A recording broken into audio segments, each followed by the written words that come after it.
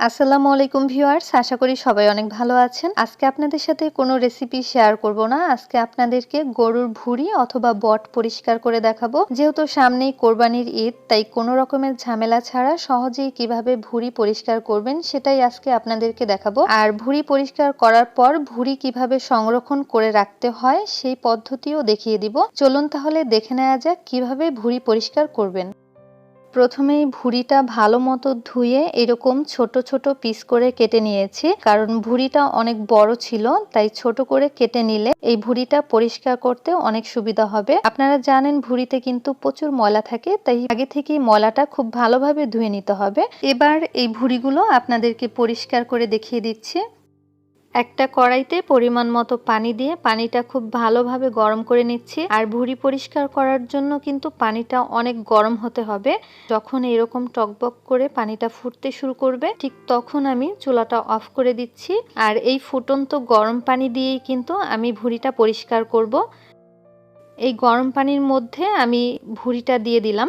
এখন ঠিক 20 থেকে 25 সেকেন্ড গরম পানিতে ভিজিয়ে এরপরে তুলে নিব।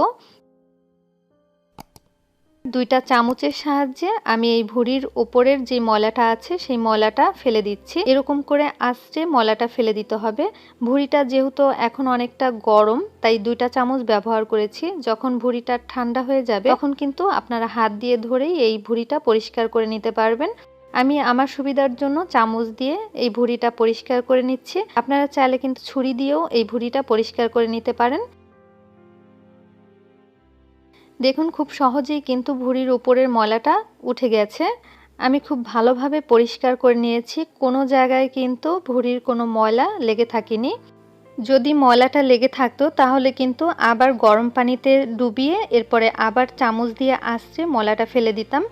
আরও একটা ভুঁড়ির পিস পরিষ্কার করে দেখিয়ে দিচ্ছি। গরম পানিতে 20 থেকে 25 সেকেন্ড রেখে এরপরে চামচ দিয়ে আঁচড়ে ময়লাটা ফেলে দিব। 20 থেকে 25 সেকেন্ডের বেশি যদি আপনারা গরম পানিতে এই ভুঁড়িটা ভিজিয়ে রাখেন তাহলে কিন্তু উপরের ময়লাটা আর উঠতে চাইবে না, একদম ভুঁড়ির সাথে কিন্তু লেগে থাকবে। তখন কিন্তু ভুঁড়িটা পরিষ্কার করতে অনেক সময় লাগবে, আর অনেক সময় দেখা যায় উঠতেও চায় না সেই ময়লাটা। চেষ্টা করবেন 20 থেকে 25 সেকেন্ডের মতো গরম পানিতে ভিজিয়ে সঙ্গে সঙ্গেই ময়লাটা পরিষ্কার করার জন্য। তাহলে কিন্তু দ্রুতই ময়লাটা পরিষ্কার হয়ে যাবে। আমি কিন্তু খুব দ্রুতই ময়লাটা পরিষ্কার করে নিচ্ছি। আর এভাবে করে কিন্তু খুব সহজেই আপনারা ভুঁড়ির ময়লাটা পরিষ্কার করে নিতে পারেন। দেখুন ভুঁড়িটা কিন্তু খুব সহজেই পরিষ্কার হয়ে গেছে, কোনো জায়গায় কিন্তু কোনো ময়লা লেগে থাকেনি। সেম ভাবে আমি বাকি সবগুলোই পরিষ্কার করে নিব। সবগুলো ভুঁড়ির পিস আমি পরিষ্কার করে নিয়েছি। এখন আমি যেটা করব সেটা হচ্ছে ভুঁড়ির পিছনের যেই অংশটা আছে, এই অংশটার যেই এক্সট্রা চামড়াটা আছে আমি এই চামড়াটা তুলে নিচ্ছি। এক কোণায় ধরে টান দিলেই দেখবেন যে চামড়াটা খুব সহজেই খুলে যাচ্ছে। এভাবে করে চামড়াটা খুলে নিতে হবে। আর এই কাজটা কিন্তু ভুঁড়ির পরিষ্কার করার পর করতে হবে, নইলে কিন্তু ভুঁড়ির যেই ময়লাটা আছে সেই ময়লাটা পিছনে লেগে থাকলে আর কিন্তু উঠতে চাইবে না। তাই ভুঁড়ির ময়লা ফেলে দেওয়ার পরে কিন্তু এই চামড়াটা তুলে নিতে হবে। এভাবে করে প্রতিটা ভুঁড়ির টুকরোর পিছনের যে চামড়াটা আছে সেই চামড়াটা আমি ফেলে দিব। আর ভুঁড়িটা কিন্তু খুব সুন্দরভাবে ক্লিন হয়ে গেছে। দেখুন পিছনে কিন্তু কোনো রকমের কোনো ময়লা নেই।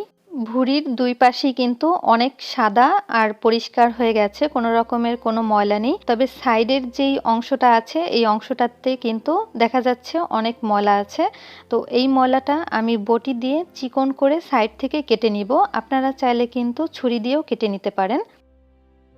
সাইডের অংশ কেটে আমি ভুঁড়িগুলো খুব ভালো মতো ধুয়ে নিয়েছি। আর দেখুন এখন কিন্তু ভুঁড়িটা সম্পূর্ণ পরিষ্কার হয়ে গেছে, পিছনেও কোনো ময়লা নেই। আমি এই ভুঁড়িগুলো 2-3 বারের মতো ভালোভাবে ধুয়ে নিয়েছিলাম। আপনারা যারা ভুঁড়ি পছন্দ করেন তারা কিন্তু চাইলে এইরকমভাবে খুব সহজেই পরিষ্কার করে নিতে পারেন। গরম পানি দিয়ে ভুঁড়ি পরিষ্কার করলে কিন্তু অনেক সহজ হয়। অনেকেই আছেন চুন দিয়ে ভুঁড়ি পরিষ্কার করেন, তো চুনের ঝামেলা ছাড়াই গরম পানি দিয়ে আপনারা খুব সহজেই কিন্তু এই ভুঁড়িটা পরিষ্কার করে নিতে পারেন। এবার যারা ভুঁড়ি সংরক্ষণ করবেন তাদের জন্য এই পদ্ধতি। ভুঁড়িগুলো আমি আরও একবার ধুয়ে একটা কড়াইতে নিয়ে নিয়েছি। এখন দিয়ে দিব 1 চা চামচ লবণ, 1 চা চামচ থেকে একটু কম পরিমাণ হলুদের গুঁড়া, এবার হলুদ আর লবণটা ভুঁড়ির সাথে ভালোভাবে একটু হাত দিয়ে মেখে নিচ্ছি। এভাবে করে মেখে নিয়ে আমি এই ভুঁড়িটা ভালো করে সিদ্ধ করে নিব। ভুঁড়িগুলো সিদ্ধ হওয়ার জন্য আমি দিয়ে দিচ্ছি 3 কাপ পরিমাণ পানি। আর পানিটা দেওয়া হলে ঢাকনা দিয়ে ঢেকে চুলার আঁচ মিডিয়ামে রেখে 25 থেকে 30 মিনিট এই ভুঁড়িগুলো সিদ্ধ করে নিতে হবে। ভুঁড়িগুলো সিদ্ধ করে নেওয়া হয়ে গেছে, এখন আমি ঢাকনাটা তুলে নিচ্ছি।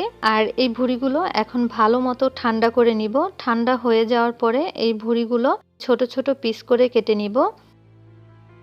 ভুঁড়িগুলো ঠান্ডা হওয়ার পর এরকম ছোট ছোট টুকরো করে কেটে নিয়েছি। যারা ভুঁড়িগুলো সংরক্ষণ করবেন তারা কিন্তু জিপলক ব্যাগে করে ডিপ ফ্রিজে রেখে 6 মাসের মতো সংরক্ষণ করে খেতে পারবেন। ভিডিওটি আপনাদের ভালো লাগলে ফ্রেন্ডস অ্যান্ড ফ্যামিলির সাথে শেয়ার করতে ভুলবেন না। আর চ্যানেলটি সাবস্ক্রাইব করে পাশে থাকা বেল বাটনে ক্লিক করে নেবেন পরবর্তী ভিডিও পাওয়ার জন্য। আজ এখানেই বিদায় নিচ্ছি। আল্লাহ হাফেজ।